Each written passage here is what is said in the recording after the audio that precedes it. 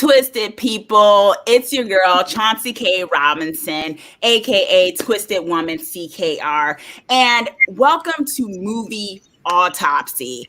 And this is here where we slice into storytelling. We slice into what is happening in these particular movies that I picked, where I question whether or not it's a masterpiece or a piece of crap, or more so with this case, overhyped, because I'm going to be good. I don't think, we can say that Us is necessarily a piece of crap in any capacity, but we can question whether or not it's a bit overhyped. Although my co-host for today, my guest, Jeff Williams, content creator on BuzzFeed, TV personality, TV host. He does the things, making the legendary to be legendary soon one day. He's up and coming, y'all. Jeff Williams is joining me here today. Hey, Jeff, thank you so much for being here. Thank you for having me. Thank you for the introduction. I'm always just trying to be like you. I always see you doing stuff. You always, the movie autopsies, the TV autopsies. I'm like, let me be like Chauncey K. So let me, I'm happy to be on here, and thank you for having me. And yes, I gotta speak for Us because it doesn't seem like you're about it. I love the movie, so we gotta talk about it. Yes, we are today's movie autopsy, and I kind of didn't even plan it this way. The thing of Black History Month, I just kind of was like, let me do Us. This makes sense. And it just so happened that is Jordan Peele's Us, the horror movie Us.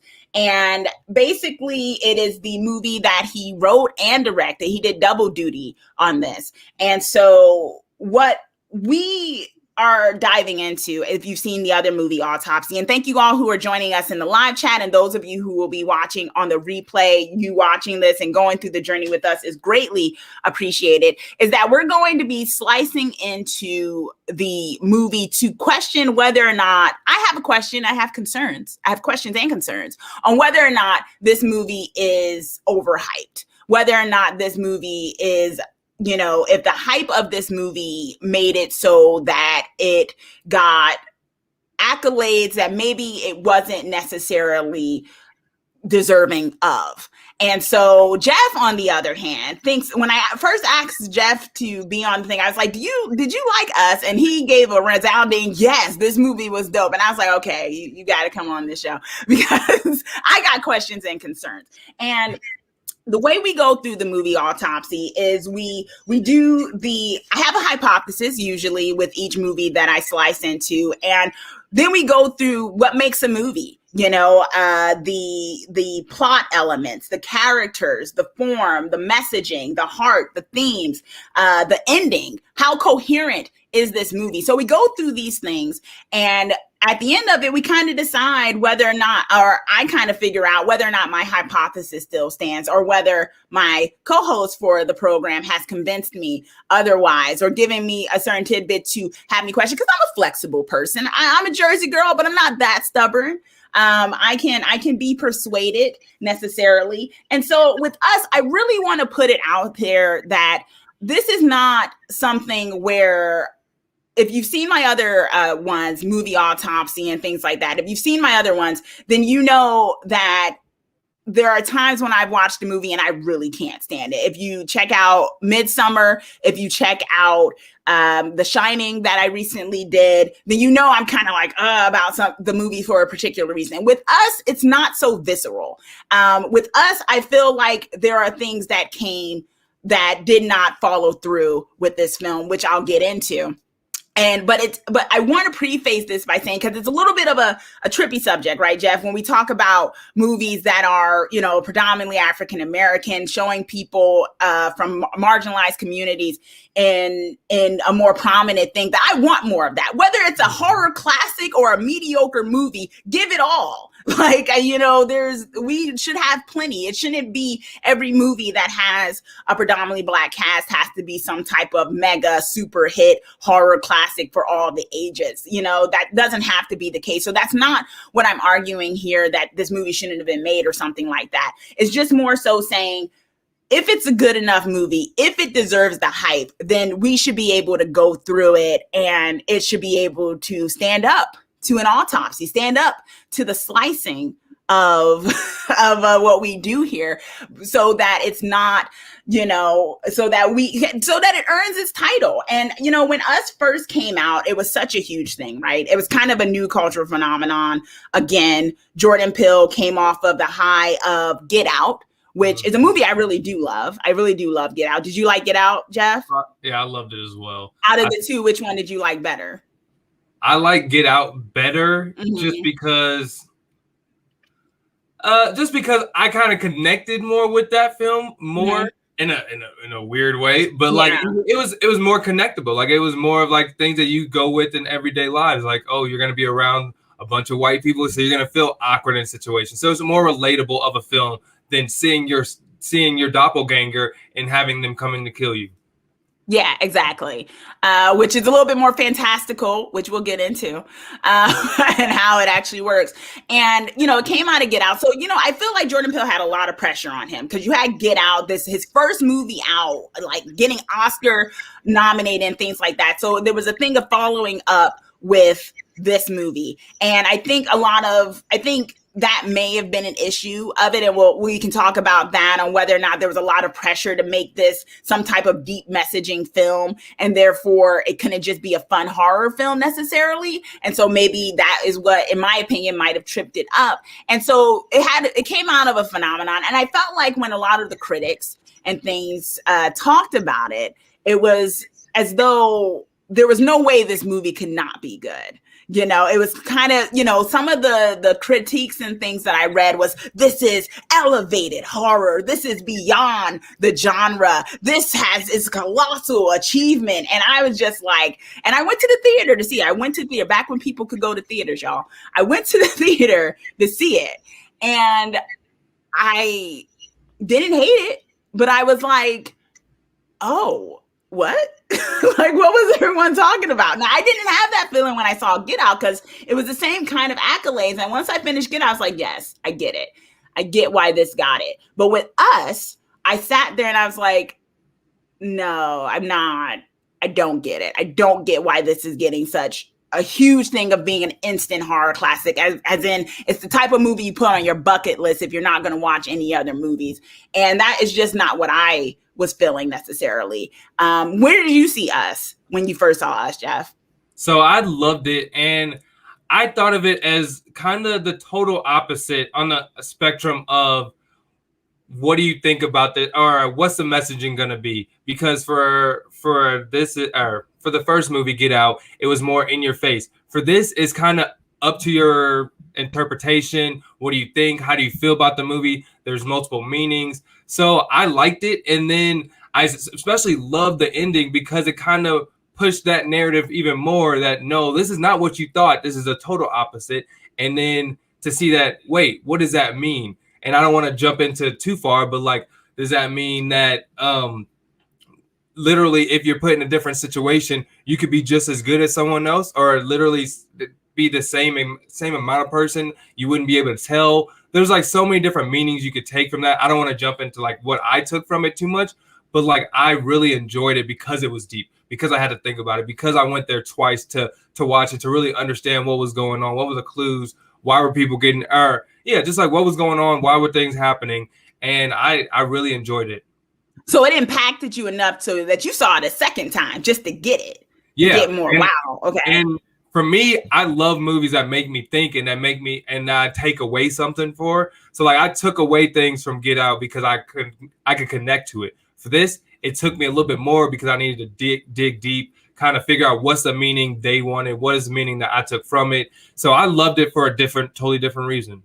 Okay. Yeah. Red Eyes Entertainment, who is joining us in the live chat. Hi, Red Eyes. He's saying that's how I felt watching the first 3 episodes of WandaVision. Yes, I know WandaVision had people kind of wondering, what is this? And then it jumped to, whoa, this is what it is. I get it. It can end up being impactful. And Red Eyes is also mentioning Jeff and I happened to be on AfterBuzz together as well. We did the Titans panel, and we also did the Flash. So that was something. Michael Damian in the chat, y'all know him from the Stand shows that we do. I loved Us the first time, but nothing made sense during round 2. Okay. Craig Robinson in the chat is saying, yeah, that's why I'm here, loving the reunion. Okay. Thanks, y'all, for those of us who are joining us from that. Yeah, I get what you're saying, that it's impactful. I also love movies that make you think. I think my issue with this movie was that it gave me thoughts, but it didn't give me any direction of what the thoughts were supposed to go. And I'm like, I feel like when someone has a movie or a novel or any kind of thing that they are putting out that is storytelling, they need to have a message with it. Or they could have the message being that there is no message, but that's null, and that's a null point with this because Jordan Peele says there's a message with this. And I felt like it got so muddled, the storytelling, that I never really understood what he was trying to tell me. And that was a big issue for me, not understanding what he was trying to tell me. I get, when I first saw it, I told people the plot holes that I thought and things like that. People were like, well, you got to watch it a second or a third time. And I was like, now whose fault is that I have to watch a movie a second time to get anything? Like, is that my failing as a viewer, or is it his failing as a storyteller? And I know that's a debatable thing, right? Like, who fails with a situation like that? Yeah, no, that's a great argument, because I totally feel you on the fact that you go to the movies to get the message, to see what you need to see, to be entertained, and to leave. You don't come to a movie like, oh, this is episode 1 of 2, or this is viewing 1 of 2. No, you go to the movie to see the movie. But I also think that there's books you have to reread to get more into it. There's movies you have to reread or rewatch to see more into it. So I see what they're saying, but for the drops and the miscues and stuff that you might see, I don't see how you're going to watch that over again and it be fixed. You know what I'm saying? Like, the same problems you have are probably not going to be fixed in a second viewing. Yes. The message might be clearer in a second viewing, but like the loopholes and some miscues or something, those might just be more viewable, honestly, the second time. And that's kind of what happened to me after watching it a few times, and even doing a rewatch the previous night. I was like, yeah, there's a lot of glaring stuff in this movie for me. But so let's jump into what. So first and foremost, we do the hypothesis. That's my first thing, doing a hypothesis, right? So I'm going to say my hypothesis, and that's kind of, I want y'all in the live chat and the replay to kind of keep that in mind, where I'm coming from, and let me know once I say it. And Jeff, of course, I'm going to throw it to you after I do it to let and of course you'll probably disagree with my hypothesis, but let me know also in the chat and also in the replay, y'all, what do you agree with my hypothesis in the beginning? And then at the end of this, we'll return back to it and ask, what your grade was for us after this discussion and where you stand on this. I mean, for what it's worth, it is still a historic movie in the sense of what it's achieved, of course. But in terms of the movie itself, as a movie to stand alone, no matter what the context of it, that's what I want to get at, right? Mm-hmm. Okay. So my hypothesis, Jordan Peele's Us is a highly stylized horror film that often sacrifices cohesive storytelling for grand gestures and muddled messaging. This creates a great imbalance between style and substance, oftentimes with substance losing out. Wow. Tell me how you really feel. Yes. Yeah. No, yeah. I see there. I'm not even going to entertain. I'm not even going to give you like, I see where you're coming from. I'm listening to you. I'm listening. I'm listening. I'm not even going to tell you that I agree with anything of this. I don't want to agree with you on any of that. No, because I really enjoyed the film, and I feel like there were so many. I don't want to backstep and say yes, there could have been this. But no, this film was great on every sense that it was thrilling, it was humorous, it showed family development, it showed a different leader in the family than you would usually see, because you would usually see Winston Duke as being the manly man, the big guy, but you saw him as a corny kind of husband that liked listening to music, that liked rapping or whatever, that liked making jokes, that literally was like kind of more like the softy in the family, and the mom was kind of made to be the hero, the force, the stronger person, and that's just how they portrayed it, and they went through that the whole time, for good or bad. That's just what they did. But I really enjoyed it, and I thought the acting was amazing. I thought like to play two different characters and the drastic amount of acting. I mean, the drastic amount of change between the characters were amazing. So that's not really a hypothesis. To like turn it into a hypothesis, I thought this was a great movie to kind of put America in their face of like, yo, if people are given the same opportunity, they can probably do the same amount of things. But if you're giving them the lackluster opportunities, or what Red said, while you got two kids, I was forced with two demons or whatever, paraphrasing. So it's like, while you guys are given the good things, I'm giving the bad things. If we're all given the same thing, maybe we can all be seen the same way. So that's how I took it. So it's more of like a deeper movie that makes you think and makes you want to go back and see that movie again. So you would say your hypothesis that substance actually does win out, that there's a lot of substance in this film, and that it's kind of the opposite of what I said, which is that I feel like that substance was sacrificed for style when it comes to this film. Definitely. All right. So y'all got the two hypotheses. I'm saying that substance was sacrificed on the altar of style. And Jeff is saying that this movie had plenty of substance. Chauncey just didn't get it, yo. Chauncey just didn't get it. Red Eyes is saying in the chat, a lot of people said they were confused about the message. It's like he tried too hard to do something crazy and it didn't connect. And hi, Victoria. Hi, Ty. Thanks for all of you who are, and Vanessa, thanks to all of you who are joining us in the live chat and also in the replay. Greatly appreciate it. Vanessa is saying, oh, go ahead, Jeff. No, I was like, I agree that the message was confusing because I had to go back there a second time. So I don't think that was the best way to approach the message. But I also think that the message was kind of open-ended. So it's like you take it for what you want. So a lot of people go into a movie thinking, what is the message I need? How do I get from A to B? This was like, no, here's A, take it what you want. What do you want B to be? What do you want the message to be? And that's why it was confusing. This is what the message I took out of it. But I can see other people, because I've read other people's messaging and what they got out of the movie, and it's totally different than what I thought. Okay. Vanessa is saying, I agree with parts of Chauncey's hypothesis as of now, but I think the storytelling is really by the numbers at some points, like the boat exposition scene, which I think was kind of awkward. Okay, so Vanessa is saying they thought that it was kind of a paint, by the numbers a little bit. Victoria is saying, I don't mind substance if it makes sense. Yes. And I think that was my issue too. Now let me say, I don't think this was a vapid movie. Jordan Peele is a very, very smart man. He has a lot of ideas. My problem is he had too many in here and he didn't pick his struggle. And what happens when you don't pick a struggle, you can't pick a solution to the struggle. And then you leave us all thinking, well, that was a lot of ideas. Okay. But I don't go to a movie necessarily to be told, here, stuff you've already thought about. Bye. And here's some kills with it. It's like, okay, but what do you think about it, Jordan? What do you think about this stuff that you're throwing at me? I don't want to, I can think on my own. I don't got to come to your movie to think about this stuff necessarily. I need you to tell me, I come here to hear your storytelling. What did you think of it? Toddy is bringing in kind of the politics in this one and saying liberals and conservatives won't get this movie because of who they are. That's interesting. And I think Toddy, you might be leaning more onto the question of duality, about the idea of coming togetherness, and, the idea of maybe the division in two sides that is kind of hard when it comes to the duality of that. And we'll talk about that when we get to the themes of the movie.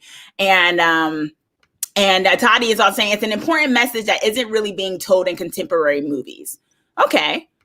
Yeah, I mean, so it sounds like Toddy is team us, as Jeff put it. There's a team us, y'all. He's already doing the divisions. He's already going against the hashtag's already trending. It's already trending. So it's already trending. Team us is already trending. Sure.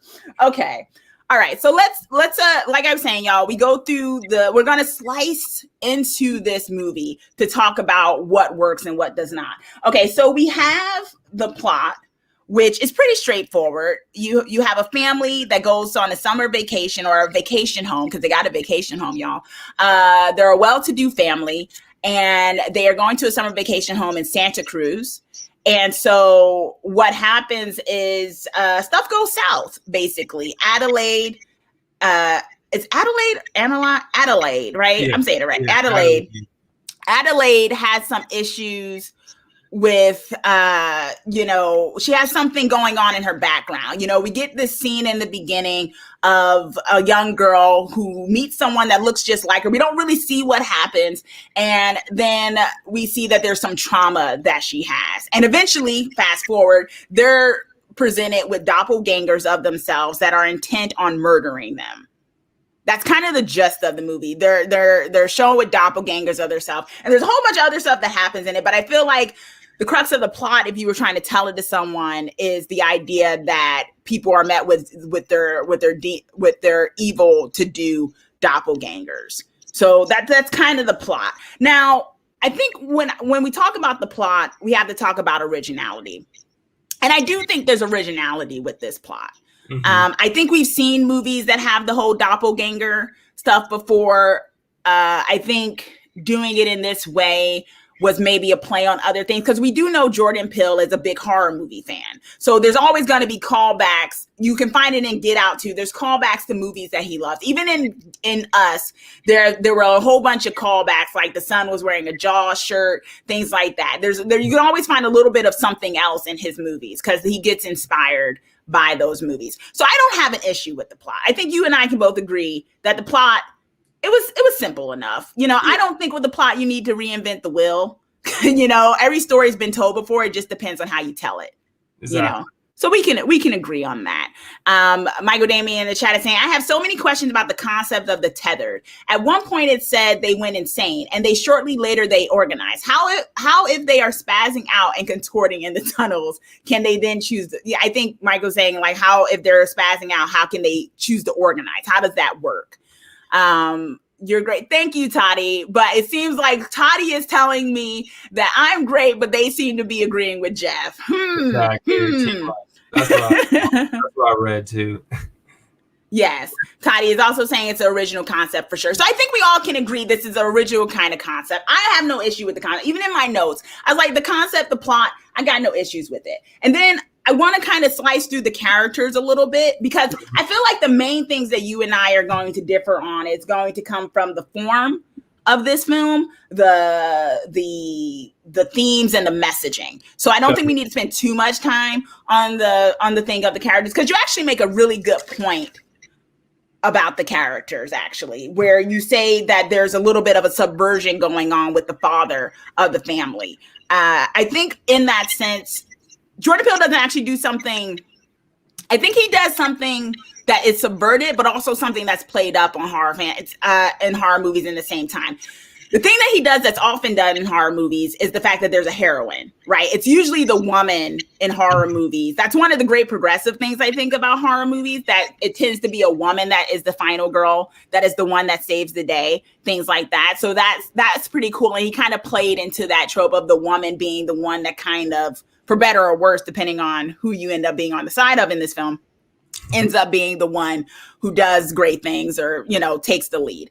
Now, with that, you have so we have Adelaide. I had no issue with Adelaide as a character. She was a big mystery.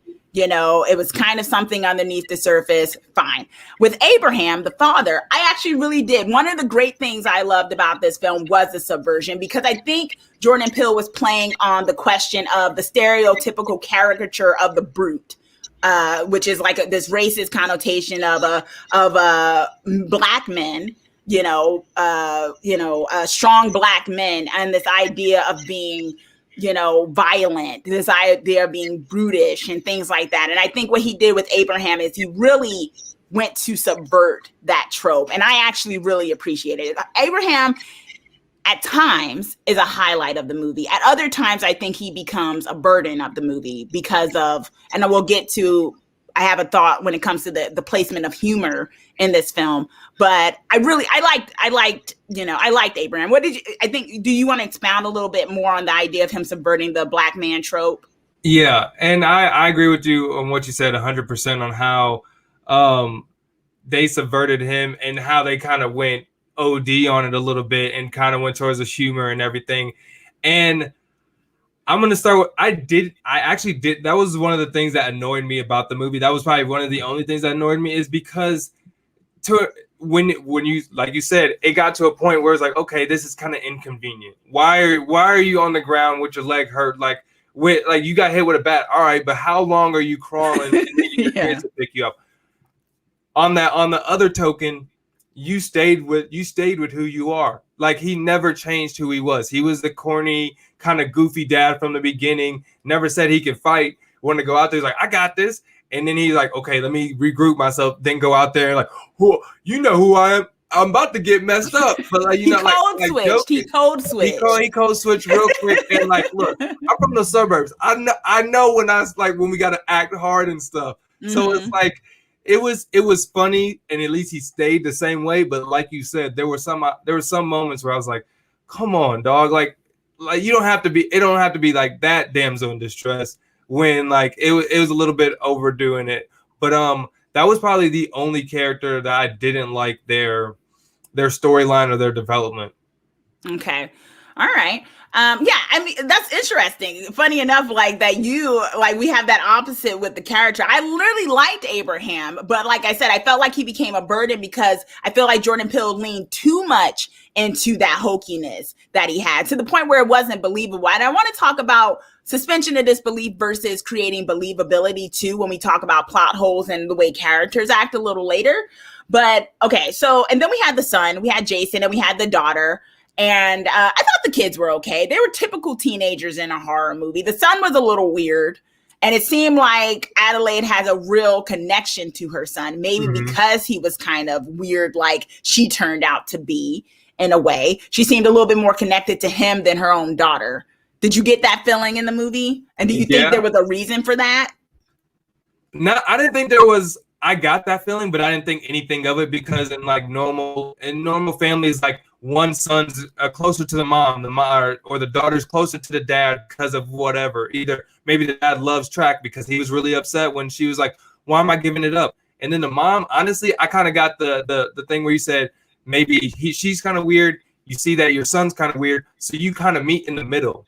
Like in the beginning, he got stuck in that same room trying to mess with his sister. So how are you gonna like make him feel better? Literally tell him, go play your tricks on him to make him feel confident in the things that he's doing and not that he's a weird guy. So like I love their dynamic. I love the development of, oh, I'm on the losing end of my tricks I'm using my tricks to help us literally save our lives. Mm-hmm. Yeah, I am. And for those of you who are watching, I'm showing a picture of the people of the tethered of the others. I agree. Kills that role. Like, yes, just she really does. It's everything. There's some really great acting. And we can talk about that within the characters too. There's some really great acting. And I love the fact that you have Black children being allowed to be Black children, right? Being allowed to be kids, the girl being allowed to be all up in her phone like a regular daughter can be, a teenage young girl who's like, oh my gosh, there's no Wi-Fi, things like that. And then, the idea of the young boy kind of awkward, kind of not knowing where he fits, wearing masks and things like that.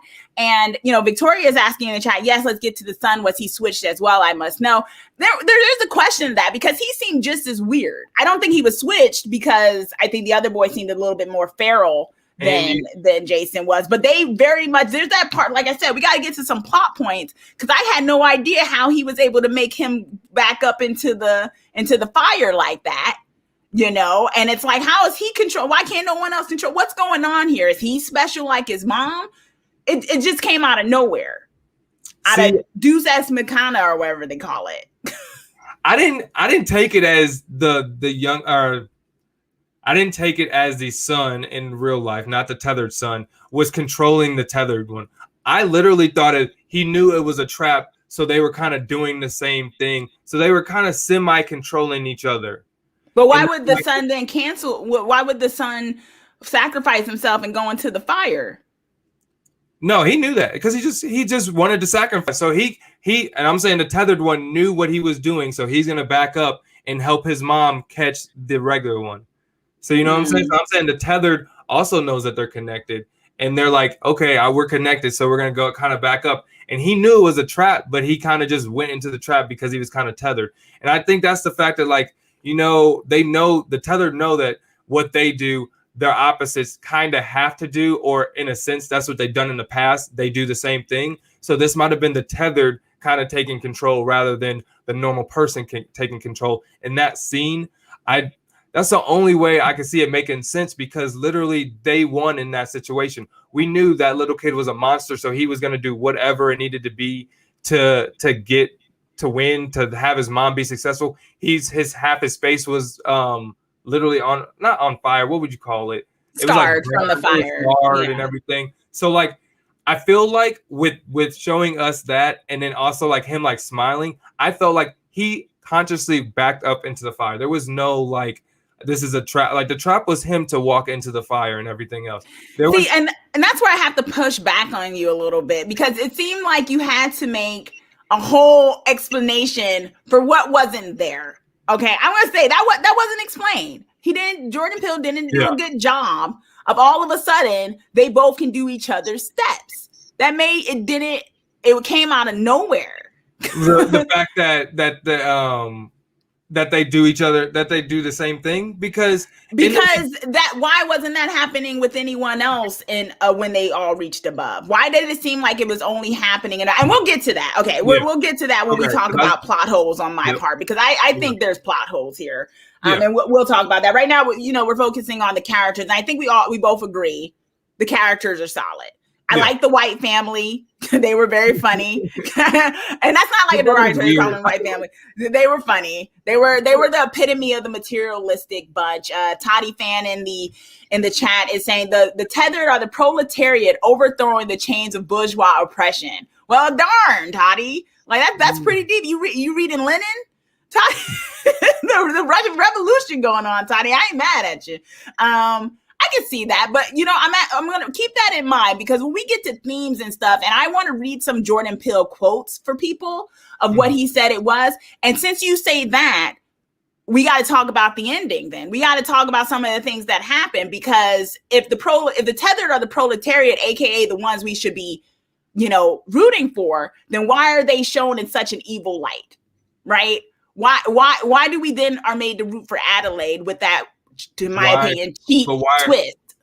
Why are people in the media shown in a different light? Why are they? That's how I took it. When I saw why do we look at the tethered in a bad way, is the same reason why we think of people. And I've seen some quotes where he said this is also a face showing what America sees, or like kind of what's going on in real life. Why do we see people outside of our country in a certain bad way? And I'm saying we as in us, because we don't think that, but like certain people and how media portrays them. So like, that's how I took it. Is like, this could be like, we see what we're supposed to see in the fact that the tethered are bad, but when in reality, they could be the protagonists, or they could be the people we're supposed to be supporting. Okay. Josh in the chat. And once again, thank you all for joining us in the chat and also the replay. And if you haven't already, give this video a thumbs up. And if you haven't already, also subscribe, because we love talking and slicing into storytelling here. And if you like that, you'll like this channel. Josh is saying, I wonder if there's anything special about the kids on both sides, since they're all half human, half tethered. That is a good point. The idea, because if we know the switch, Adelaide is actually one of the tethered. Which, she's one of the tethered. And so she's having children with the guy that isn't one of the tethered. So maybe there's some type of weird intermixing of, because she's a clone, technically, or maybe not a clone, because we got to talk about the plot points of people having kids. And is the offspring suddenly a clone? Whatever. So like, there's just weirdness in how that's described. So it's like, is that why there's a stronger connection between like Jason and his doppelganger and whatnot? And I do think that's something. But once again, when we come up with questions like this, to me, I think it just shows the failure of the storytelling a little bit, because we aren't really explained that of why suddenly, and we're made to, and what we as humans tend to do, we find the logical in things when we need to. And I think that's what we were doing with a film like this, because we wanted to love it, that we found space to create our own thing to justify the gaps that Jordan left. I see what you're saying, but what about the fact that you came in there wanting to have a specific message and didn't get in that, rather than and then on the same note, him going and making this movie like, you know what, I wanted to make this open-ended. I wanted to make this kind of confusing. I wanted to make there be a couple holes to make people think, not all the Did he holes. say that? Did he say he wanted to have holes? No. But what I'm saying is, we're not all the holes. Like, I backed up a little bit.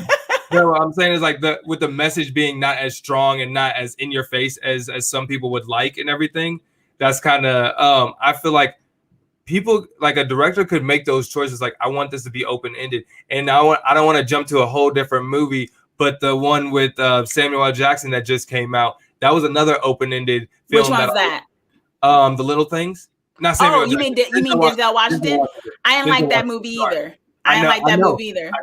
You saw that. Yeah. But on the same note, though, that's open ended. It has it leaves a lot of questions. It's like the approach of the director. So like when people say like, I went in there for this and I didn't come in and I left without, I was like, that was your choice to go in there with that. And you mean me as the viewer? Yeah, as a viewer to go. But I didn't go in with that. I went in saying he's saying something. Let's see if he actually conveys it. I didn't go in there thinking. I went in there wondering, okay, he says he got a message. Let's see if I get it. And I left like I didn't get it. I didn't get the message that he said. Vanessa in the chat is saying the scene where the facial scars are shown for the first time bothered me, because I think Vanessa's talking about Jason, because it was all like, look at the horror, fear the scars, which there's this thing of othering the tethered. That does go on. And I think that is a specific thing that Jordan Peele was trying to do, where he does talk about the other. So I think that was deliberate on his part, perhaps. And some people, Toddy is saying, Chauncey, maybe some ambiguity is good. Oh, I agree. Mm-hmm. I just think a lot of it's not great. Yeah. I just think it's kind of like, Victoria's agreeing with me a little bit. Yes, Victoria. Yes. Josh is saying, I always wondered, where did the tether get their sets of clothes to match their original? And that's another thing we have to talk about with plot holes. We'll get to that. Mm-hmm. And he explained it at the end. Michael is saying, if I get high, does my tethered get high? That is also a question. And your tethered is so happy for you. Your tethered is happy. Looking out. And Todd is saying, Chauncey, if Jordan Peele openly admitted to making a Marxist movie, he'd be run out of the business. That's true. I agree. I'm not saying he wouldn't. Although I think what was that movie that won Best Movie last year at the Academy Awards? The foreign language movie, Parasite. Oh, one could argue that was very much a socialist type concept, Marxist concept. And he wasn't outright about that, but when he talks about the rich and everything, he makes it pretty plain where he stands on that. So Hollywood, if you make it murky, yes. But I'm arguing that I don't think it's an out and out Marxist type film. I'm actually saying I don't think he actually followed through with ideas, and he left it so ambiguous and so much ambiguity that you can't even say you agree with it necessarily, because you don't really know what he was trying to say. In a way, he tells you later what he's trying to say in interviews and stuff. But the question is, does that make good storytelling when I got to read an interview in Variety and Vanity to be like, oh, that's what he meant? I agree with you, but also I took away from what I took away. I took away with the movie what I took away from the movie, and does that make sense? Like, I took away a lot, and I felt good, and I left the movie feeling good. So like, I like that movie. So like, for me, I don't know, like, to be 100% honest, I don't know what quote you're actually referring to. So like, I don't know exactly how he felt about I'll read it in a second, yeah. And like his exact message, but like, I felt strongly in a certain message in how I thought he was portraying it. So it's like, I still feel like the movie was good in the fact that it was open-ended, but I'm interested to hear what his quote is compared to how I took the movie, because that can definitely change things and open my eyes to different options. Yeah, for sure. Josh in the chat saying, do you think the tether copying what their originals are doing is kind of like how we go through the motions of our lives and what's expected of us? And that's the thing we have to talk about with the themes of this film, because it's like when Red, who is Adelaide's doppelganger, talks about, you know, you met and fell in love with him. And then because he was tethered to him, I had to be with him whether I loved him or not. So does this mean that this also plays in the question of destiny? You know, like, you know what I mean? Like, what does it, you know, like, does destiny play into how, if this is a government experiment, you know, this is a lab stuff, but somehow it leaves it open to this question of the soul. And what does that mean? There's, like I'm saying, there's a lot of branches and roots that he goes to, what it means to be a human. And we'll talk about that when we get to the themes, because I think there's a lot. And, you know, yeah, there's just, you know, a lot going on. And yes, there are two Joshes in the chat, Victoria. We are within us right now. No, not really. First Josh to respond is the real Josh. And not Yes. Okay. So, you know, I think we're in agreement that the characters were solid enough. I think what we are getting into as we talk about this is where they stand within the context of things, right? So let's go to form. Okay, let's go to the form of this movie, the directing, the cinematography, the kills, the scares, and the music and stuff. Okay, so the directing, we have Jordan Peele, who directed and wrote this film, which is fine, it happens. And I thought, like I said, with my hypothesis, I thought he emphasized more on the style than he did on substance. Like, I really feel like in watching this film, it was beautiful. The film is just so pretty. That dance sequence fight is amazing. I loved it. And this is one of those things where I was in the theater and at the end of it, I was like, what did he mean? But I can also say while watching it, I was like, oh, that's cool. That's cool. But then at the end, I was like, but what? Okay. All right. But did it stay with me? Or did it stay with me in the sense of now I got to figure out what he meant, because I didn't get it necessarily if he really tied it all together. And I feel like, to me, with his directing, there were a lot of choices made with symbolism, a lot of choices made with the way characters are supposed to be, even the thing of the scissors and stuff. And I feel like that was though the idea of symbolism was sacrificed. Substance was sacrificed at the altar of style. Because let's even think about the question of using the scissors. It's like, if these people are underground and they're fine, this goes to the whole question of the clothes and stuff, but that's more so with plot holes. But the thing of the choice of scissors, if these people were underground, I understood why he chose scissors, because of the two duality and cutting. Okay, that's simple, but does it make sense? Where did they get these gold scissors from?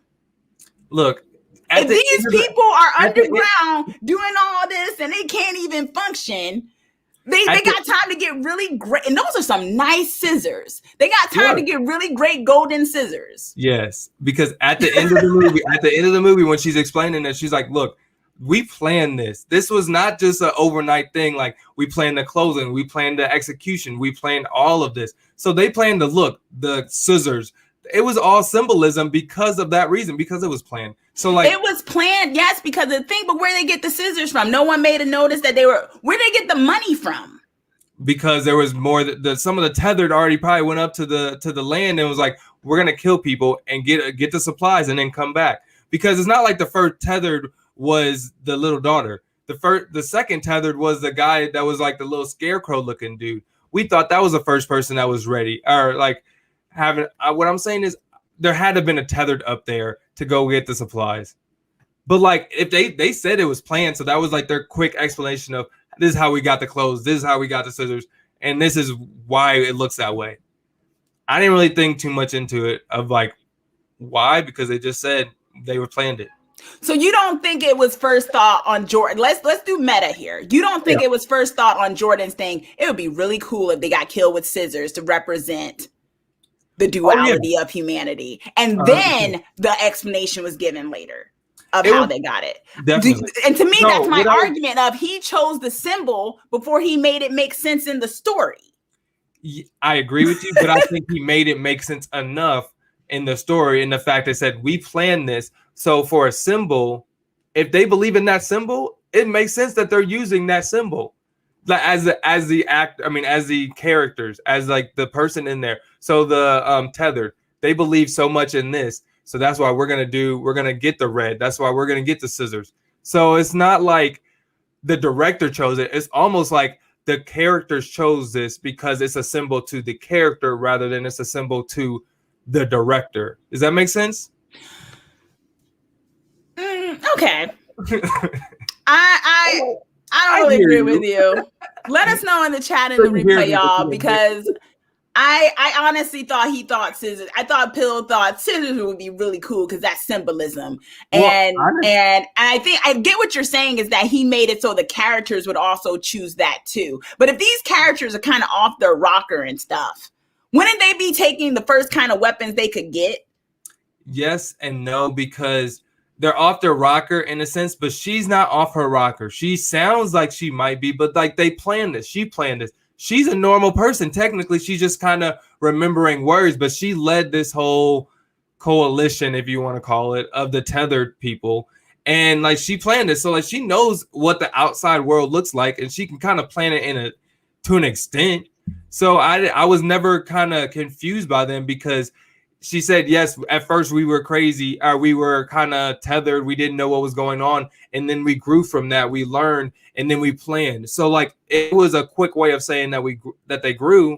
It might have seemed quick to us, but like she said that it took time for them to go from the whatever the tethered, the craziness, what they were kind of unhinged to the organized, tethered, killing people organization that we saw. Okay. All right. We'll agree to disagree. Let us know in the chat if that satisfied you, y'all. That just explanation of the scissors. Because I'm not saying you're wrong in how he made it right. I just feel like he really wanted the symbol of the scissors, so he made it work, which to me kind of came off as convoluted. That's all I'm saying. Even at the most minuscule thought of it, they're tethered. They know they're tied to somebody. They want to cut them off. They want to cut the ties. Scissors. Like at the. But you get what I'm saying? Like that's Peele. And I get that, but like the thing is, everything they do is symbolism. They plan this so much, so like you would think that it's not gonna. If you're planning this, you're doing it. Everything is for a reason. So if there's symbolism, that makes sense because all that is for a reason. Okay. Josh is saying in the chat, I just wonder why did the original Adelaide didn't just walk out during this whole time? It's not like the underground had any security. We'll talk about that. Before you even quite, I got questions. That was one of my concerns as well, Josh. We'll talk about that when we get to it. Gory Bits is in the chat. Thanks for joining us in the chat. Gory Bits is saying, I loved Us. It was my pick for best horror film of that year up until Dr. Sleep came out. Dr. Sleep was a wonderful movie. Can't really say that as much about Us, but I see the thing.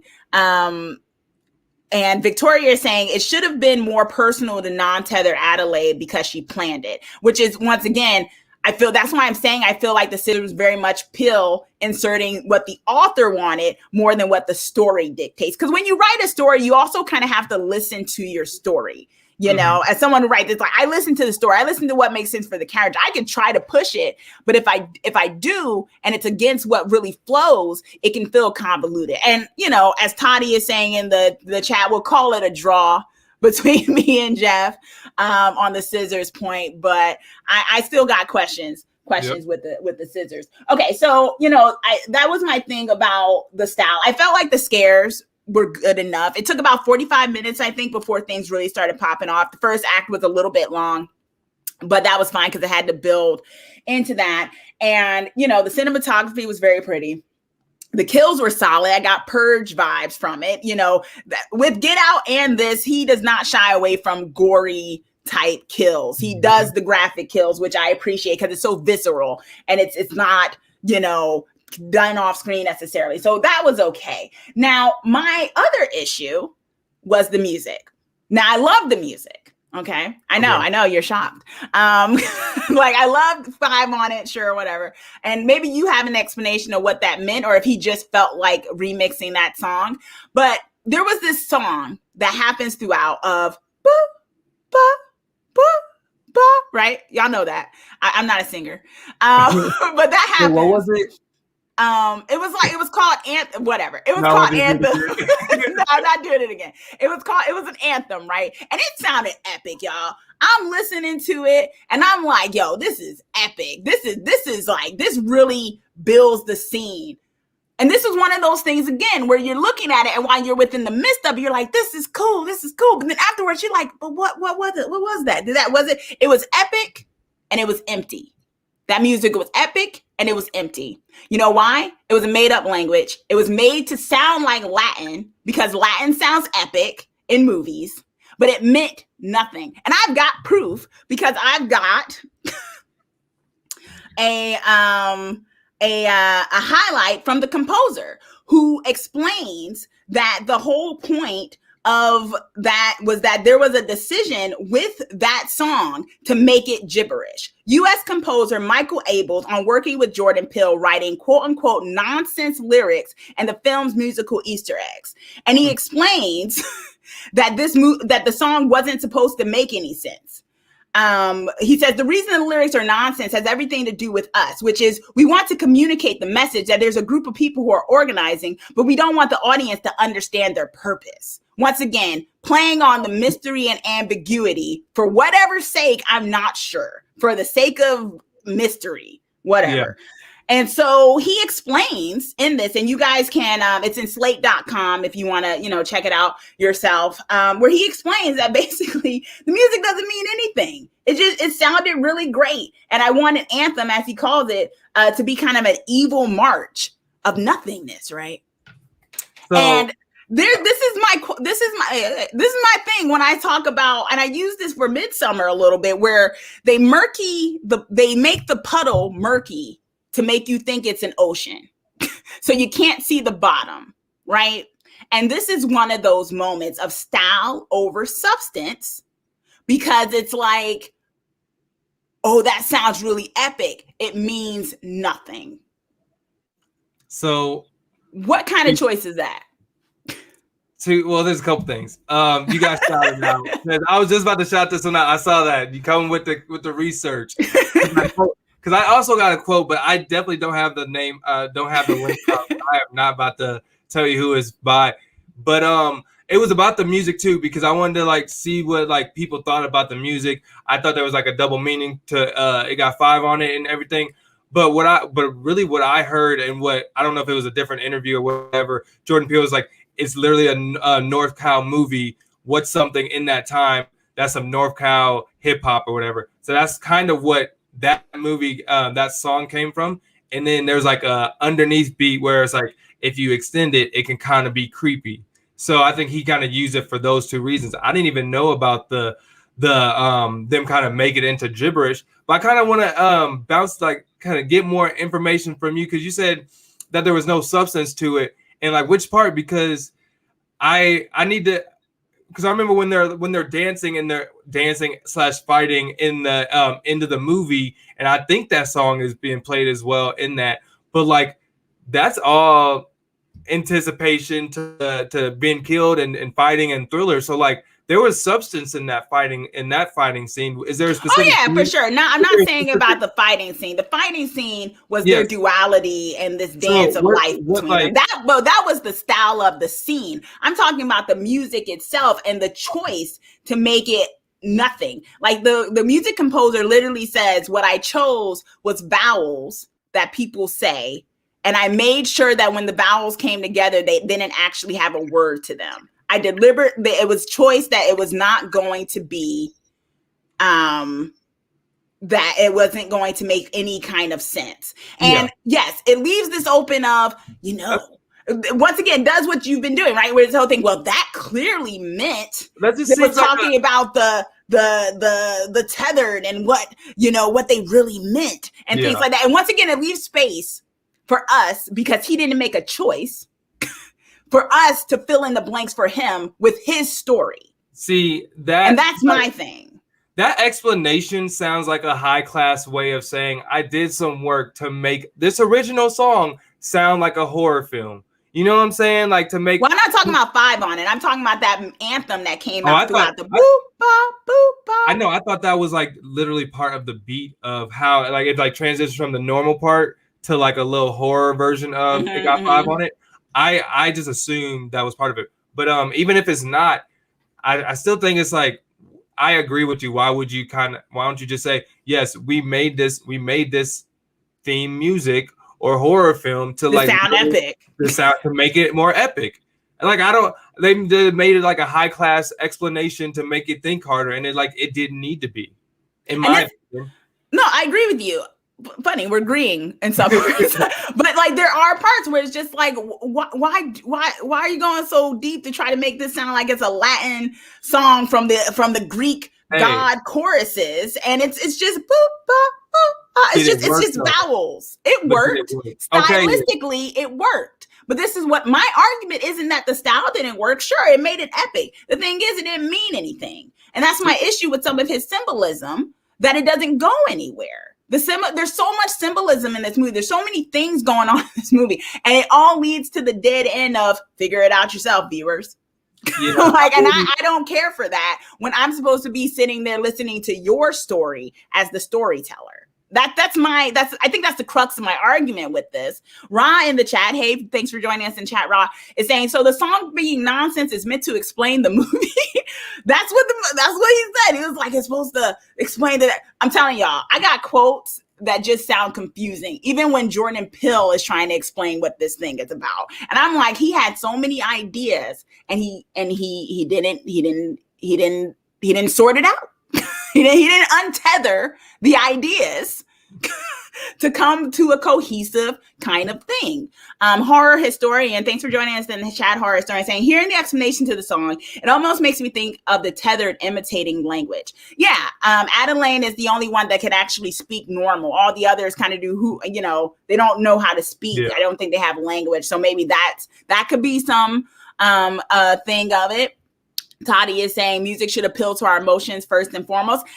I kind of push back on that. I think yes, but I also think lyrics, if you're going to make it seem like it means something, let the lyrics mean something.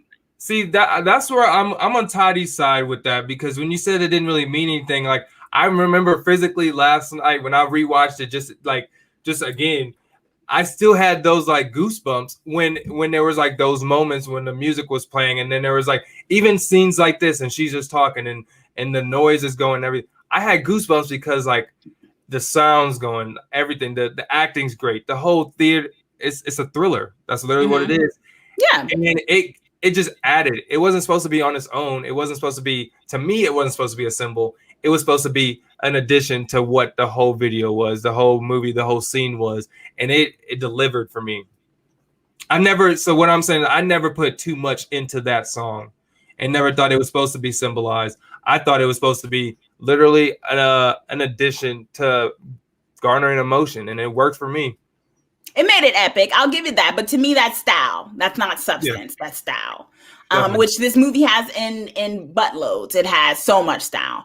Michael is saying in the chat, maybe because Get Out was a passion project and Us was his sophomore movie, he might have had way less time to develop the movie from the studios. Yeah, maybe. And then, we could talk about that, the idea of the pressure to come out with something, and also the idea of the pressure to make it seem like there needed to be a deep thing. I kind of wish with this movie, he had just said, look, it's a movie. I think it was a fun concept. I would have been fine if he had just said that. We wouldn't be having movie autopsy if he had just said that. The issue is he made it seem like he was saying something so much more profound. And I don't even blame, and there's no blame in this at all. I don't even really put the onus so much on Peele, if not the media and the critics, as a fellow critic, making this so grandiose to build it up to be something that it maybe wasn't really about being, Toddy saying all the famous movie scores are not remembered because of their lyrics. Go ahead, Jeff. What you're saying? Yeah, I think it's kind of twofold, because yes, this movie was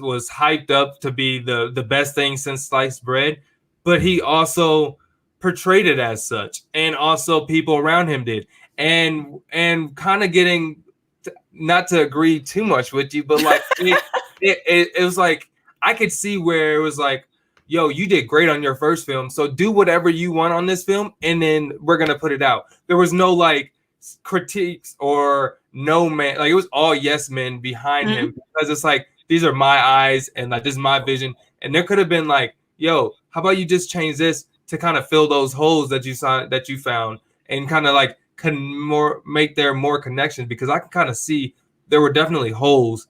But as a total, I liked it. But definitely I could see where there was, like, yeah, this is your second film. You did great on your first one, so this one's going to be great. I don't need to tell you anything. That's where I see there was a little bit of drop off. Yeah, Victoria in the chat is saying, I feel music should be intentional, maybe. I'm just overthinking it due to movies now having Easter eggs and more substance. Exactly. You know, that's usually, and this movie that made it seem like, you know, so many references to other movies, and then you find out the lyrics are gibberish. It's fake Latin. And it's like, what? Like, okay. She's used to seeing Marvel movies and TV shows. Like, what does this mean? What does that mean? And I'm like, Easter eggs are like my new favorite word now that WandaVision's out. I know, WandaVision, so many Easter eggs. Okay, so we're kind of split on the form. You know, I think we agree that the style is beautiful, the tension and things. I still think that it was style over substance so far. Although I can give you a little bit of a point from my end for the scissors. I could see where you were coming from that. Although I do think it's still murky on where they got those scissors from, but he made it work somehow. Or maybe we're just not supposed to question it. It was a Costco down the street. When you passed it on the way in. Yeah. I saw Adeline or Red at it on the way there. Just like, can I get 1 million scissors? And no one was like, sure. Okay, not weird at all. I don't know why she's buying so much scissors. It's not weird at all. Okay, so let's get to the themes, because the themes and then the movie coherence really, I think, gets to what this film is really trying, what a lot of our differences are when it comes to this. Okay, so we have the themes, and there's a lot. I kind of want to list the themes I think there are, and I think by listing it kind of explains why I think it's all over the place, because I'm not saying a movie can't have a lot of themes necessarily, but I think when you have so many themes, they can make you trip over yourself. You know? Yeah. No, I definitely agree. No, yeah. So, okay, so we have the themes. We have haves and the have-nots. We have, which is the idea of privilege. And I have a Peele quote for that. We have home invasion, you know, that's the theme of it. There's home invasion. We have government experiments, you know, the question of the government, the murky cabal in the background. We have unity versus disunity, and what makes humanity? What makes someone human? What makes someone an American? As as Red had talked about, what makes those things? Okay, so that's a lot. That's a lot to take on. Those are some big themes, y'all. And I'm just going to say, I felt like he should have picked the struggle. And I said that in the beginning, and that goes to my hypothesis. I felt like he should have picked the struggle. He didn't pick a struggle. And because he tried to tackle all of that, he kind of put himself in a corner where he wasn't able to attack any of it in a sufficient way. What do you think about that, Jeff? I agree that there was a lot of different themes that were tossed around. I just felt like they weren't really ventured intentionally. You know what I'm saying? Because like there were some, like for the experiments. Yes, they were experiments. I think that was just kind of an explanation of how they got there, not of we need to dive deep into experiments. Almost of like, yes, hey, we got here because of experiments. Now the actual reason, what the actual meaning behind the story is X, Y, Z. And I feel like that's not a good reason. It's almost like a cheat way of how to kind of a loophole or a plot hole. But I honestly think that's why, because it was like, why are there this many random small themes? What did you take out of it? And you're not going to, if you have 27 different themes, you're going to walk out with there's going to be 27 different people walking out with 27 different ideas, and some might like it and a lot won't because you left it like that. So it was definitely a choice to pick those. I mean, to be honest, there were some themes that you said that I thought about when you said them. Looking back on the film, I didn't even remember, like, I didn't think about those things when I was in there. I thought about it all to the fact of, yes, we look at these people as lesser than us. So what does that mean? That's capitalism. That's literally talking about people not being able to come into America. We think of them as lesser and those type of things. But I kind of put those together and not really as just one of like, I guess it's always just like looking down on each other, and that could have been multiple different themes. That's what I'm getting So at. would you say that, in your opinion, one theme showed out more than the other ones to the point where you didn't think it made it, so it tripped over? Yeah, that's that. So like, yeah, I always thought that the main theme was we're looking down on such people, and this is not a we're looking down on such people, and at the end of the day, if they had the same thing we could, if they had the same opportunities we could, they would be at the same be in the same position. That's how I took it, and that was the theme that I took. But that's an all-encompassing theme. You know what I'm saying? So like, that's a theme that could be the a couple of the ones that you listed. So it's just I take it differently than how you took it, because I didn't see it as themes as 1, 2, and 3. I took it as like a whole group of it, because I saw different things happening, but I just grouped it into one. Now, when you, and this is I have to push back a little bit, because when we talk about the idea, okay, so I do agree. To me, I think the overarching thing that he was really trying to get at was the haves versus the have-not, the question of privilege, the question of unity. But the problem is, because he had those other themes, right, where those themes do show themselves, though. I mean, even though you might have focused in on the haves and have-not, he does bring up the idea of government experiments. He does lean on the idea of your home being invaded by these evil entities, and that's what's going on here. He does talk about the question of humanity, because the question of two bodies with one soul. I would argue, because he touches on those, versus like with Get Out, where he had a little bit more of a through line of a very particular thing that he was harping in on, of race and the question of, what that means in relationships and things like that. There wasn't so many distractions. Yep. I think because he had other themes of this, even though his main thing, like you said, is the haves and the have-not, because he tried to touch on so much other stuff, even if that wasn't his main thing, it gets distracted to the point where it gets muddled. Yeah, I can see where it gets muddled, but like with the have and the have-nots as the main theme, when you're saying of race, when you're saying of class, of all the different other smaller themes, not saying they're smaller topics, they're just smaller themes in this movie, I feel like they just kind of help out that bigger theme.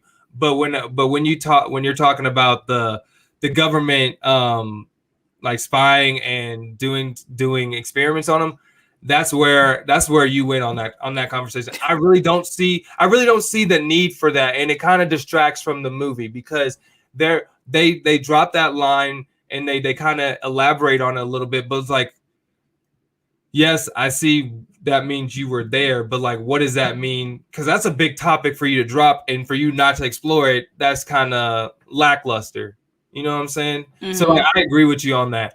And there is no explanation, except as like they use that as a way to get the tether to be alive. You know what I'm saying? Because what's the only other excuse to have them alive?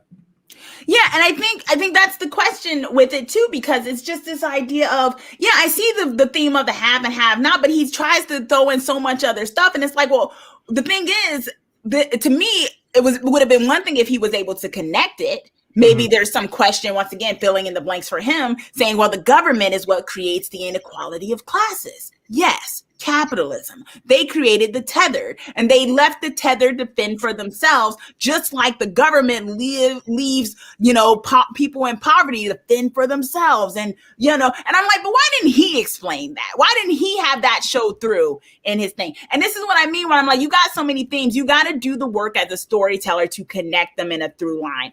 It's like, if you just have various pieces, it's like, well, I guess I could get this, but in order to really get the other thing, I have to ignore the other stuff. Victoria is saying in the chat, I thought the thing was that we have two sides to us. One we keep hidden, and one we show to the world. But if you get involved in certain circles, you show out and start killing people.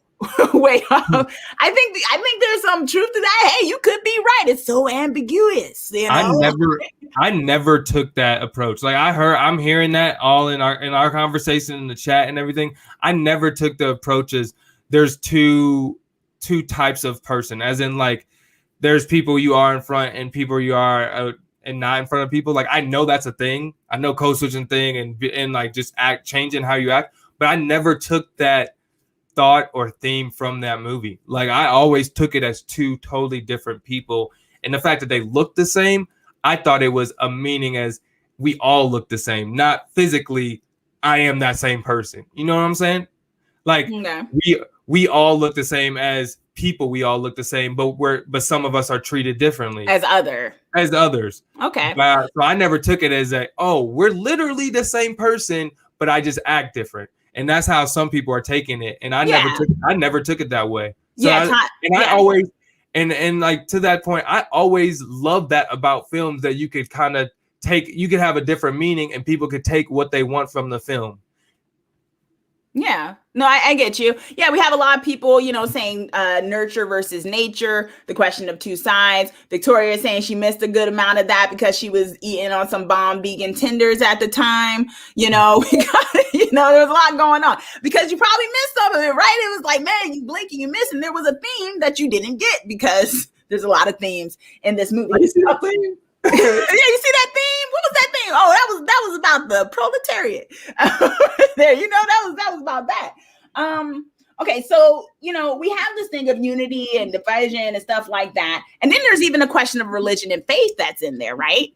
Because the whole thing of Adelaide saying, I found my purpose, I found my faith, this was my conviction. Because this might speak to the reason why Adelaide never chose to leave, because she decided to stick with the people instead of going back to her real class. Or it could have just been a plot hole because she knew the way out and they needed her to stay down there to have this movie. So let's get to the messaging. We're heading towards some of the main thing, the messaging. What is this film trying to say?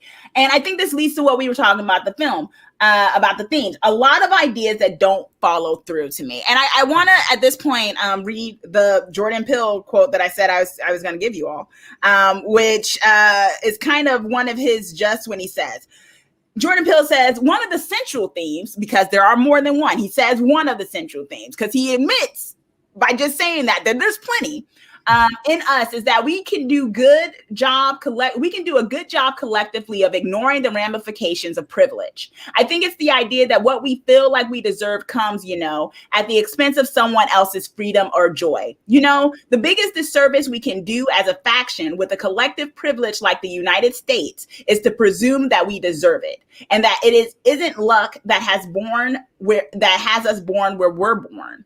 For us to have our privilege, someone suffers. That's where the tethered connection, I think, resonates the most, is that those who suffer and those who prosper are two sides of the same coin. You can never forget that. We need to fight for the less fortunate. Now, I understood a good chunk of that, of course. It's his last line in that trips him up, that flies in the face of what his movie is doing, because we need to fight for the less fortunate. And we'll talk about it when we get to that end, the cheap twist.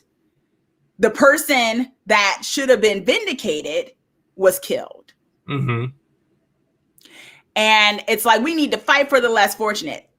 But the less fortunate in this whole movie are portrayed as the monsters. Yeah, I mean, I agree with everything, because like what I took from that is kind of what he said, and the fact that we're all the same type of people. Some people get the ugly side of the coin, unfortunately, and we need to understand that we're all the same type of people. But this was almost the having this twist of like, the bad person or the antagonist technically won in this situation was giving me some Avengers Endgame type of vibes. We didn't, and when I say that, we didn't get the outcome we thought we were gonna want, or we thought we were gonna get, with all the superheroes winning, everything being okay. We got the villain winning, everybody dying, blah blah blah blah. So, and I think that maybe this is in the same factor. Like, yes, we should want this happening, and we should think that how the tethered are treated are bad and everything. Doesn't mean the tethered are gonna win, and that's just how life is as well. But that could still be the message. The message could be this thing, and then literally it could be turned on its face in the form of delivery, I guess. Okay, I can see that. Because although look, I think that's kind of, although in my opinion, I think it's kind of tacked on, because it's like you did a lot of work for the 1 hour and 57 minutes of this movie to really paint these people as other, as evil, as depraved. You know, they had the white family people doing all types of stuff to her because she likes, you know, her other tethered likes plastic surgery, so she gives herself plastic surgery, things like that. And I'm like, you went through all this movie making it seem like they were monsters. And then you think because you tacked on Adelaide talking about you guys don't know your privilege and stuff, that somehow is the message. So, but what's the difference between that and how the media portrays any situation? But it's not the media. It's literally no. But I'm saying like he is being in the role of the media. So what we're seeing is what we see in the news and what we see in the world is that we're supposed to like these people because this is a normal thing.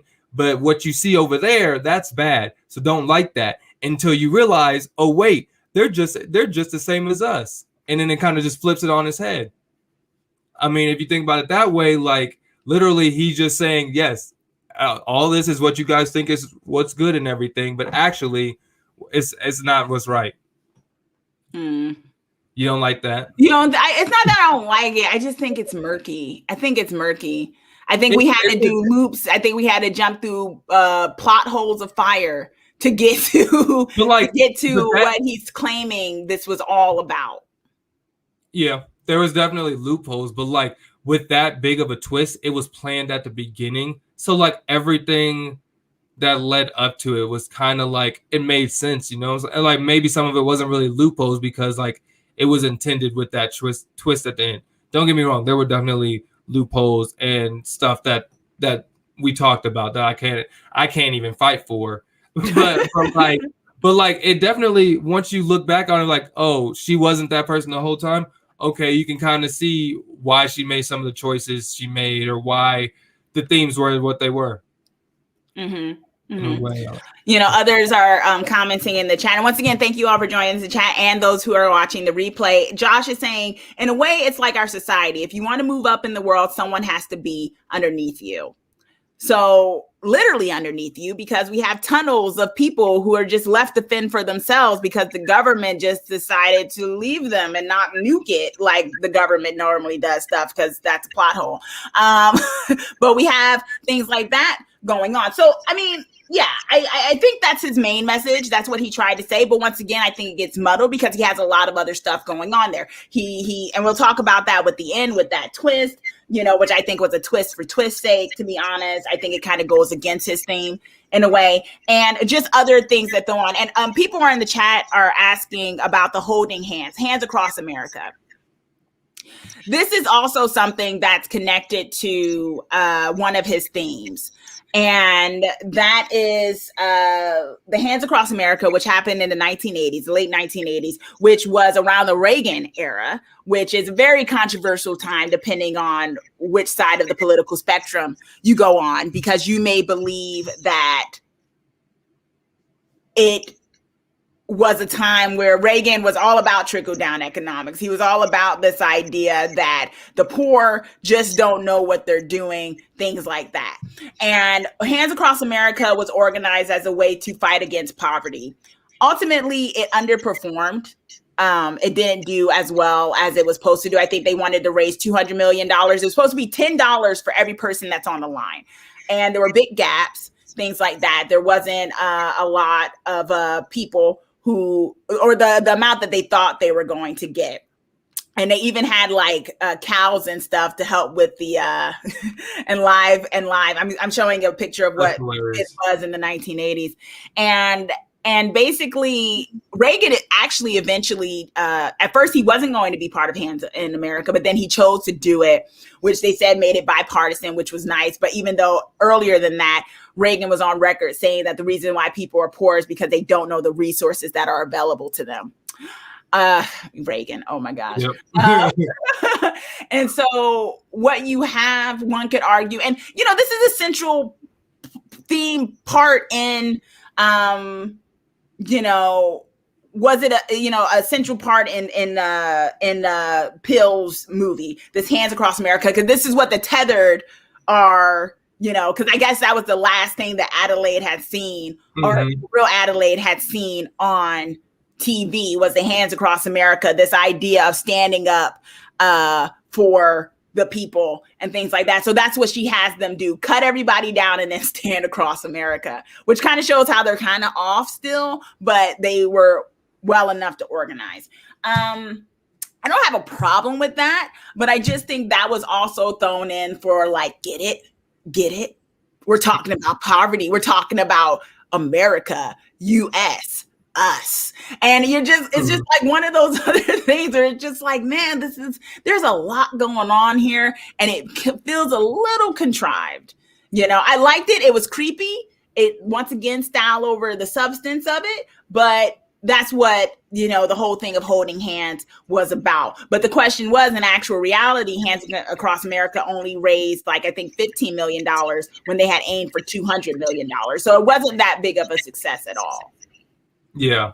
I didn't know as much of the background, but like when I watched it, I was like, okay, that's a cool stylistic play on what we just watched at the beginning. You know what I'm saying? Like we start with this and then we end with this, and it makes sense. Like what she started with, the last thing she saw is what like kind of motivated her towards the end. So I just liked it.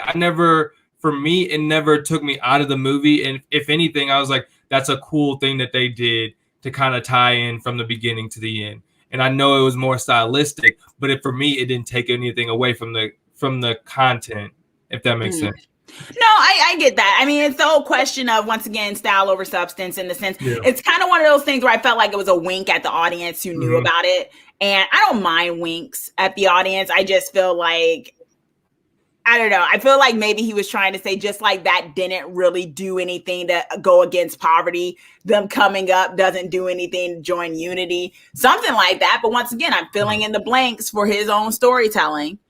So it's like, I mean, could he had told me that or explain or like showed me that? Or once again, am I having to fill in the blanks for this random symbol that he threw in and thought it would be cool to have them all do?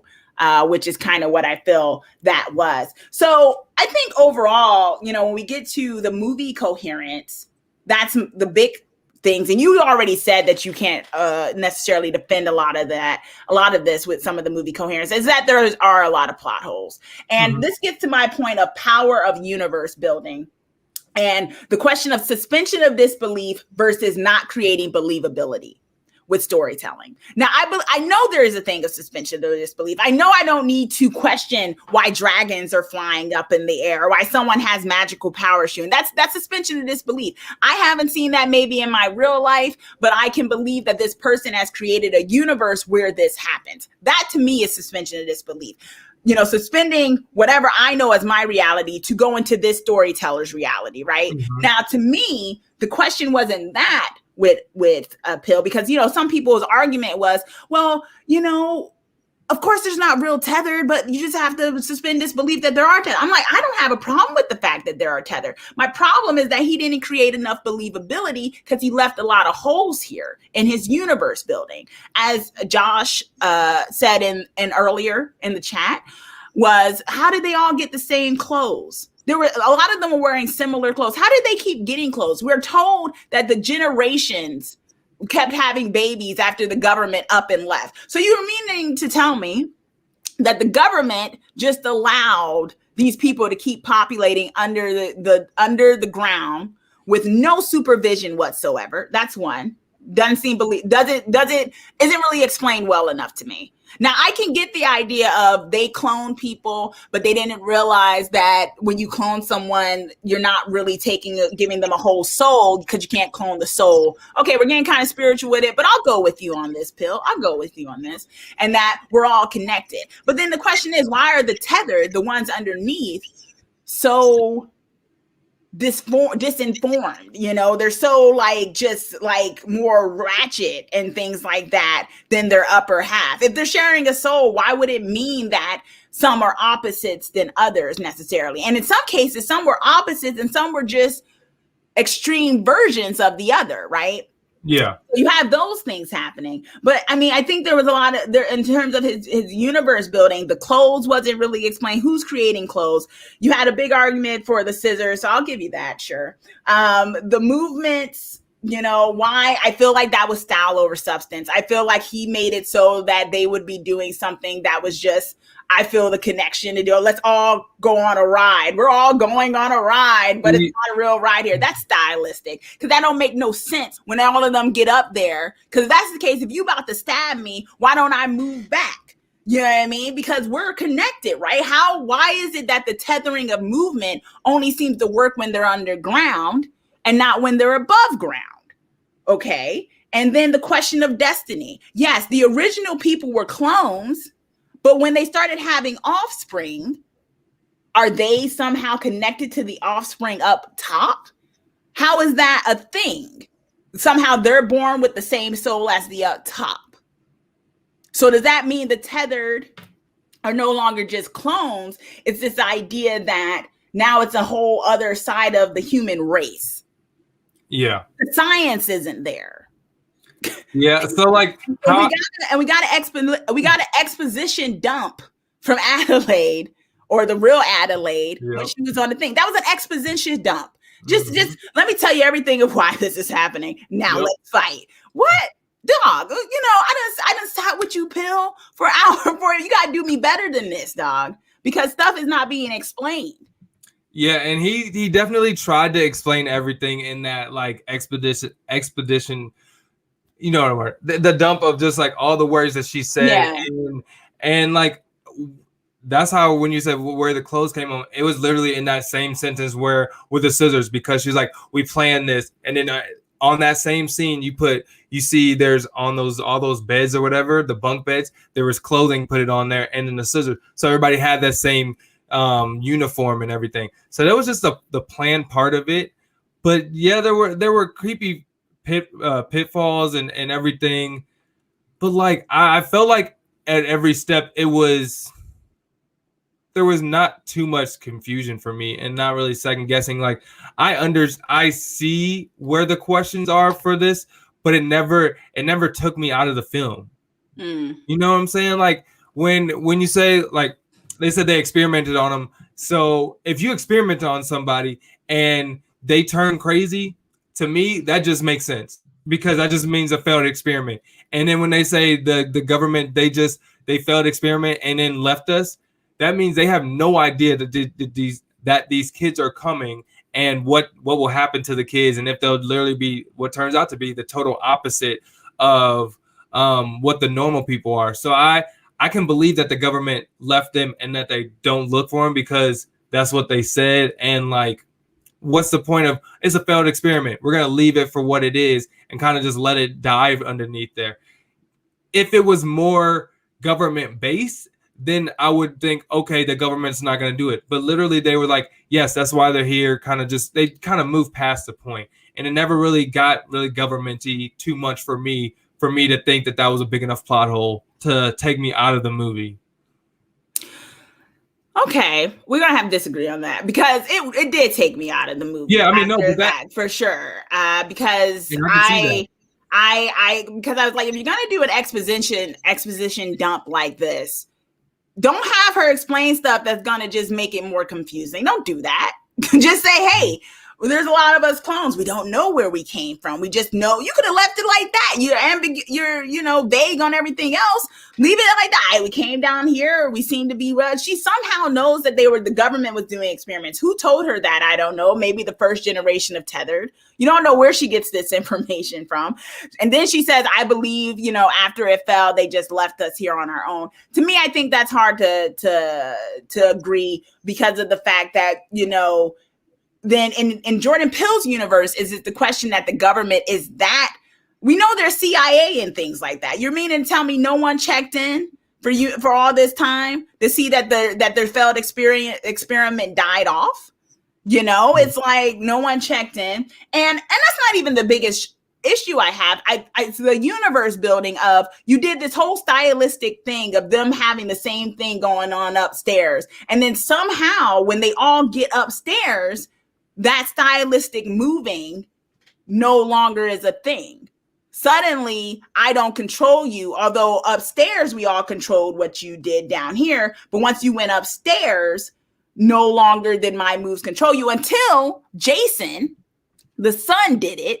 and made the other guy back, his other tethered back up into the fire. I felt like he picked and chose when those rules applied. And that's my issue with when you build a universe, when you build rules, you got to follow them within your universe. If you break your rules in your universe, and we all know comics do it all the time, and we all get mad about it when we're like, wait a minute, so-and-so ain't supposed to be able to do that, and suddenly you made him do it. How does, we get mad. And I feel like we could try to loophole and explain it for him, but he broke a cardinal rule of storytelling. You create a universe, you build rules, you got to follow them. See, on that part, the only time that I saw them mimicking what they did at the top end and the underneath was at the beginning when she was a younger kid. And then you literally saw her walking underneath, and you saw the arcade or wherever they were, the carnival. Yeah. But when she was older, you never really saw them mimicking everything. When they did that final fight, that was more of a dance move of like, we both remember this same style of dancing. So that was more stylistic. It was never, we're doing the same movements. It was more like, yes, you remember this same dance, the same dance choreography that we're doing. So that was like, and then thinking back on it now is like, I remember this, you know how the tethered version of Adeline, Red, was dodging all the things because she was the actual version of Adeline. That is why she was able to kind of be a step ahead of it. So it was more or less of like kind of a teaser to showing us that, the tethered version that we think is actually the real version. I never thought of it as like, we're doing this choreography is, yes, I swing, you have to lean backwards. It was never that for me. But so it was never really that for me. Now the sun but part, the sun part is a loophole, is a plot hole. I don't understand that part. I just took it as he's backing up, and like the son was watching, and I blame that more on the dad. That whole scene right there, I was pissed off. How are you gonna literally, your son's like, it's a trap. They all get out the car, and then the son is walking backwards. Where in the world is the rest of the family? Like, they are right there standing next to him. So that was but you see, there was epic music playing at that moment when the backing up, and we couldn't have the father like, stop the record. What you doing? We couldn't have that. This was an epic moment of chants that made no sense, and we needed him to stylistically move back, and the other guy stylistically move back into the flames because it looks really cool how this was supposed to happen. Style over substance, in my opinion. And I don't know. I feel like you said that didn't keep going, but even when Red explains how she ended up getting pregnant, it was all the time when Adeline got pregnant. So they very much kept mimicking each other's movements up and above. So I just felt like it was kind of like, well, what's the difference when they all get up on the same plane? Why aren't they mimicking each other's movements? Why aren't they what happens when one dies? Like, no one's explaining that. If they share one body, does the other one become more whole because they're not sharing a body? None of that. And it could have been left vague, but it's like, okay, and I think Victoria. Go ahead, Jeff. I was gonna say they went halfway without telling us. Like, exactly. If you're gonna go halfway, you got to go the whole way, type of deal. Yeah. And I think Victoria makes a very good point here, where she says it's tough. One movie, you say, pay attention to everything: music, lyrics, script, characters, the words, get out. Yes. And then he says, nah, this next movie, enjoy your tenders and don't question anything. So it's like, well, which is it, Bill? Like, you're saying everything means something, but then I'm being told, well, don't pay too much attention to the fact that the government left these people here. Don't pay too much attention to where they got those scissors from. Don't pay too much attention to the fact that the movements kind of stop when they get up on there. Don't pay attention. Pay attention when I'm talking about the haves and have not privilege. But don't pay attention to this. And this song don't got no real lyrics. And it's like, wait a minute. You love that song so much. Like, what is this song? It doesn't have real lyrics. I hate it. Like, you must have loved that song in the moment. It still sounded epic, but once I found out, I'm like, man, this go exactly with this whole movie of things being style being the main prerogative over the substance. And I think that's my issue with the way critics and others responded to this movie, because if you read a lot of these reviews, it was like, this is colossal. This is beyond the genre elevated horror, which is not a thing, y'all. Elevated horror is not a thing. It's just horror. Because there's been plenty of great horror films. It's just, you know, for some reason in today's society, people don't like to call a good movie, if it's a horror film, because people like to bag on horror. But horror can be great. And it has been great even before we had movies like this, which are great as well to their own degree. But you know, it was just like, he's done something for the ages. And I'm like, listen, we've done this, right? We've gone through the slice of this stuff. This was not as cohesive as it could have been. Mm-hmm. This could have been a stronger, more cohesive film, and it was not. And I think that is something where I don't think I should have to fill in the blanks for the cohesiveness of a movie you got paid to do. I didn't get paid to make it. I didn't get paid to make us. You did. You did. So how about you do your job and tell me what's going on here and make it so it makes sense? We all doing work for him. Like, we getting a check in the mail. I just seen people writing this. I'm like, yo, what? Like, are you on a staff? Like, call it for what it is. You know what I mean? Like, yeah. It's you know, it's a flawed movie, as others are saying. So we have the cohesiveness. Okay, so, you know, I said the whole question of destiny and things like that. The 11:11 meeting, that was a thing. And I looked that up of what 11:11 means in scripture. And it basically deals with, therefore, thus saith the Lord, behold, I will bring evil upon them, which they shall not be able to escape. And though they shall cry unto me, I will not hearken unto them. That's what it says. It's Jeremiah 11:11. From the King James Bible, which one can interpret just means if evil comes upon you, you won't be saved. Mm-hmm. And what do you think that means in here, Jeff? No, I looked that up too, because I was like, when I read it, I was like, yo, what in the world? But like, I guess it could be in this film. Is like, yo, even if you're set up just like everybody else, doesn't mean you're gonna have the same opportunity, same everything that these people that look just like you are. And for them in that scripture, it's like, look, you could pray, you could do whatever you want. Doesn't mean you're going to get the same stuff that they're going to get. That's kind of how I took that scripture. But like, honestly, the 11:11 thing could have just been twinning 11s. And yeah, people had theories that one meant one side of the coast and one. Once again, so many theories to fill in the blanks for what we don't get. It could have been a doppelganger of 11s, period.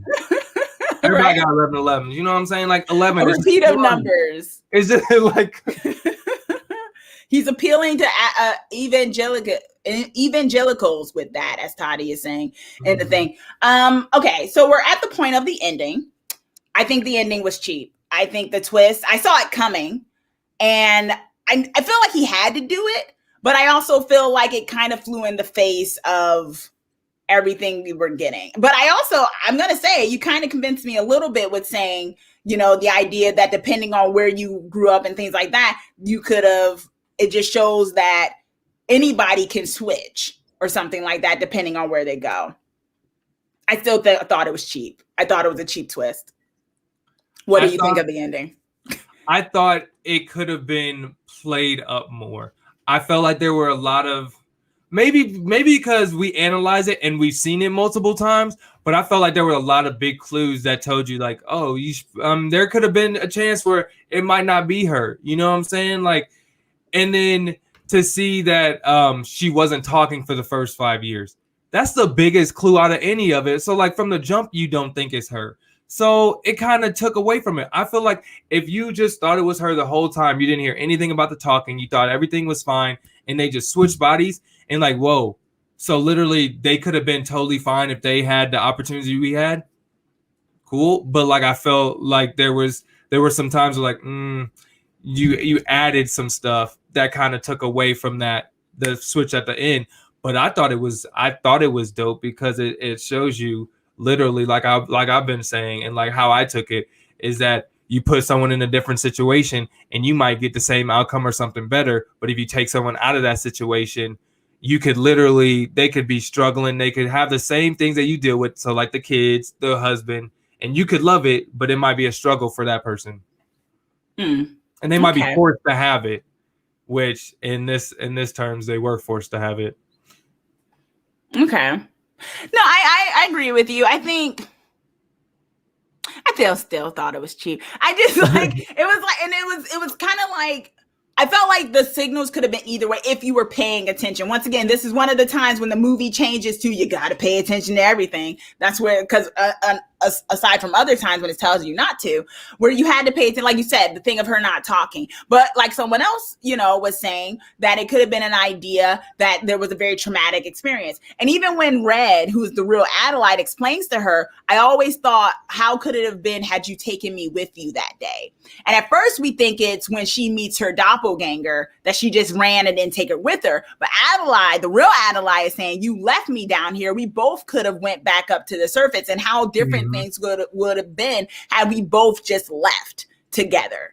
And we see how, evil in a way, fake Adelaide is looking when she leaves her there, puts the chain, like she's a smart little girl. She basically, she's 10 years old, which also goes to the plot hole, which is like, if this little girl is that smart and she's tethered, then how unsmart, or not, I want to say unsmart, how not thinking was the real Adelaide to not eventually, because eventually we see she came out of the thing because she was dancing and stuff later. How was it that she didn't know how to get back up to the surface? Because she says she doesn't have her religious moment until like the end of the dance that they took. So that means up until that point, she stayed down there. She never goes up to the surface. They never explain why she chose to stay, except the time when she had the religious belief of she was meant to lead these people. But up to that point, does she never travel back up?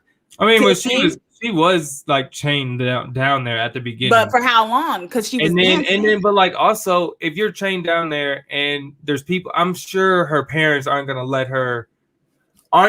let her leave in the whatever tethered way that's going to be possible.